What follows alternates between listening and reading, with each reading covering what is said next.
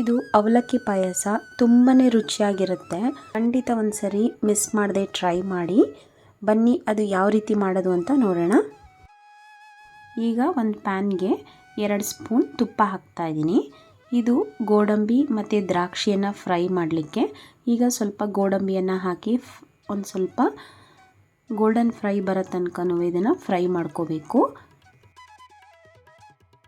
ಈಗ golden fry ಆಗಿದೆ, ಇದನ್ನು ತೆಗೆದಿಡ್ತೀನಿ. ಇದೇ ತುಪ್ಪಕ್ಕೆ ಸ್ವಲ್ಪ ದ್ರಾಕ್ಷಿ ಹಾಕಿ ಇದನ್ನು ಸಹ ಗೋಲ್ಡನ್ ಫ್ರೈ ಆಗೋ ತನಕ ಸ್ವಲ್ಪ ಫ್ರೈ ಮಾಡ್ಕೊಳ್ಳೋಣ. ಈಗ ಇಷ್ಟು ಫ್ರೈ ಆಗಿದ್ರೆ ಸಾಕು, ಇದನ್ನು ಸಹ ತೆಗೆದಿಡ್ತಾ ಇದ್ದೀನಿ. ಈಗ ಇದೇ ತುಪ್ಪಕ್ಕೆ 6 ಸ್ಪೂನ್ ಅವಲಕ್ಕಿಯನ್ನು ಹಾಕ್ತಾ ಇದ್ದೀನಿ. ಈಗ ಇದನ್ನು ಸ್ವಲ್ಪ ಹೊತ್ತು ಫ್ರೈ ಮಾಡ್ಕೋಬೇಕು. ಮೀಡಿಯಂ ಫ್ಲೇಮಲ್ಲಿಟ್ಟು ಸ್ವಲ್ಪ ಗರಿ ಗರಿ ಆಗೋ ತನಕ ಫ್ರೈ ಮಾಡ್ಕೋಬೇಕು.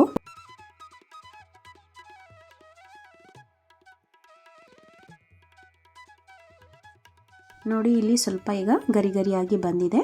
ಇಷ್ಟಾದ ನಂತರ ಇದನ್ನು ಫ್ಲೇಮನ್ನು ಆಫ್ ಮಾಡಿ ಆರಿದ ನಂತರ ಇದನ್ನು ಮಿಕ್ಸಿ ಜಾರ್ನಲ್ಲಿ ಸ್ವಲ್ಪ ತರಿಯಾಗಿ ಆಡಿಸ್ಕೊಂಡು ಬರಬೇಕು.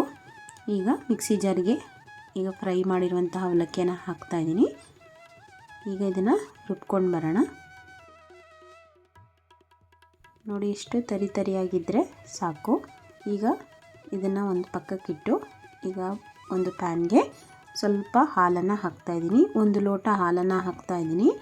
ಈ ಹಾಲನ್ನು ಹಾಕಿದ ನಂತರ ಈಗಾಗಲೇ ನಾವು ಪುಡಿ ಮಾಡಿ ಇಟ್ಕೊಂಡಿರುವಂತಹ ಅವಲಕ್ಕಿಯನ್ನು ಹಾಕ್ತಾ ಇದ್ದೀನಿ. ಇದು ಫಸ್ಟ್ ಇವಾಗ ಎಲ್ಲವನ್ನು ಚೆನ್ನಾಗಿ ಮಿಕ್ಸ್ ಮಾಡ್ಕೊಳ್ಳೋಣ. ಅದಾದ ನಂತರ 1 ಲೋಟ ಹಾಲು ಹಾಕಿದರೆ 1 ಲೋಟ ನೀರನ್ನು ಹಾಕಬೇಕು. ಇಲ್ಲಿ ಕೈ ಬಿಡದ ಹಾಗೆ ಈ ರೀತಿ ಮಿಕ್ಸ್ ಮಾಡ್ತಾನೆ ಇರಬೇಕು. ಈಗ ಇದು ಈ ರೀತಿ ಬೇಯ್ತಾ ಇರಲಿ. ಈಗ ಒಂದು ಮಿಕ್ಸಿ ಜಾರ್ಗೆ ಒಂದು 12 ಪೀಸ್ ತೆಂಗಿನಕಾಯನ್ನು ಹಾಕಿದ್ದೀನಿ. ಒಂದು 10 ಗೋಡಂಬಿಯನ್ನು ನೀರಲ್ಲಿ ನೆನೆ ಹಾಕಿದ್ದೆ, ಒಂದು 20 ನಿಮಿಷ ನೆನೆ ಹಾಕಿದ್ದೆ, ಅದನ್ನು ಸಹ ಸೇರಿಸ್ತಾ ಇದ್ದೀನಿ. 3 ಏಲಕ್ಕಿಯನ್ನು ಸೇರಿಸ್ತಾ ಇದ್ದೀನಿ. ಸ್ವಲ್ಪ ನೀರನ್ನು ಹಾಕಿ ಅದು ನೈಸ್ ಪೇಸ್ಟಾಗಿ ರುಬ್ಬಬೇಕು. ನೋಡಿ ನಾವು ಹಾಕಿದ ಅವಲಕ್ಕಿ ಎಲ್ಲ ಚೆನ್ನಾಗಿ ಬೆಂದಿದೆ. ಈ ರೀತಿ ಮೀಡಿಯಂ ಫ್ಲೇಮಲ್ಲಿ ನಾವೇನು ಮಾಡಬೇಕು, ಈ ರೀತಿ ಕೈ ಬಿಡದ ಹಾಗೆ ಈ ರೀತಿ ತಿರುಗಿಸ್ತಾನೆ ಇರಬೇಕು. ಈಗ ಸಿಹಿ ಅಂಶ ಸೇರಿಸ್ತಾ ಇದ್ದೀನಿ. ಇಲ್ಲಿ ನಾನು ಸಾವಯವ ಬೆಲ್ಲವನ್ನು ಯೂಸ್ ಮಾಡಿದ್ದೀನಿ. ಒಂದು 10 ಸ್ಪೂನ್ ಸಾವಯವ ಬೆಲ್ಲವನ್ನು ಹಾಕ್ತಾ ಇದ್ದೀನಿ. ಮಾಮೂಲಿ ಬೆಲ್ಲನೂ ಸಹ ಯೂಸ್ ಮಾಡ್ಬೋದು. ಅದನ್ನು ತುರಿದಿಟ್ಟು ಈ ರೀತಿ ಸೇರಿಸ್ಬೋದು. ಇಲ್ಲ ಅಂದರೆ ಸಕ್ಕರೆನಾದರೂ ಸಹ ಸೇರಿಸ್ಬೋದು. ಇಲ್ಲಿ ಒಂದು ಸರಿ ಚೆನ್ನಾಗಿ ಮಿಕ್ಸ್ ಮಾಡಿ ಒಂದು ಸರಿ ಟೇಸ್ಟ್ ಮಾಡಿ ನೋಡಿ. ಒಂದು ವೇಳೆ ಸಿಹಿ ಏನಾದ್ರೂ ಕಮ್ಮಿ ಆಯಿತು ಅಂದರೆ ಈ ಒಂದು ಸಂದರ್ಭದಲ್ಲಿ ಸಿಹಿಯನ್ನು ಸೇರಿಸಿ. ನೋಡಿ ಈ ರೀತಿ ಮಿಕ್ಸ್ ಮಾಡ್ತಾ ಇದ್ದಾಗೆ ಈ ರೀತಿ ಕಲರ್ ಬರುತ್ತೆ. ಈ ರೀತಿ ಬಂದ ನಂತರ ಇನ್ನೊಂದು 2 ನಿಮಿಷ ಇದನ್ನು ಈ ರೀತಿಯೇ ಮಿಕ್ಸ್ ಮಾಡ್ತಾ ಇರಿ. 1 ಚಿಟಿಕೆ ಉಪ್ಪನ್ನು ಕೂಡ ಸೇರಿಸಿದ್ದೀನಿ. ನಾನು ಯಾವಾಗಲೂ ಸಿಹಿ ಪದಾರ್ಥ ಮಾಡಬೇಕಾದ್ರೆ 1 ಚಿಟಿಕೆ ಉಪ್ಪನ್ನು ಸೇರಿಸ್ತೀನಿ. ಈಗ ಬೆಂದಿದೆ. ಈಗ ಕೊನೆಯಲ್ಲಿ ನಾವು ಈಗಾಗಲೇ ರುಬ್ಬಿಟ್ಕೊಂಡಿರುವಂತಹ ಈ ಮಿಶ್ರಣವನ್ನು ಇದಕ್ಕೆ ಸೇರಿಸಬೇಕು.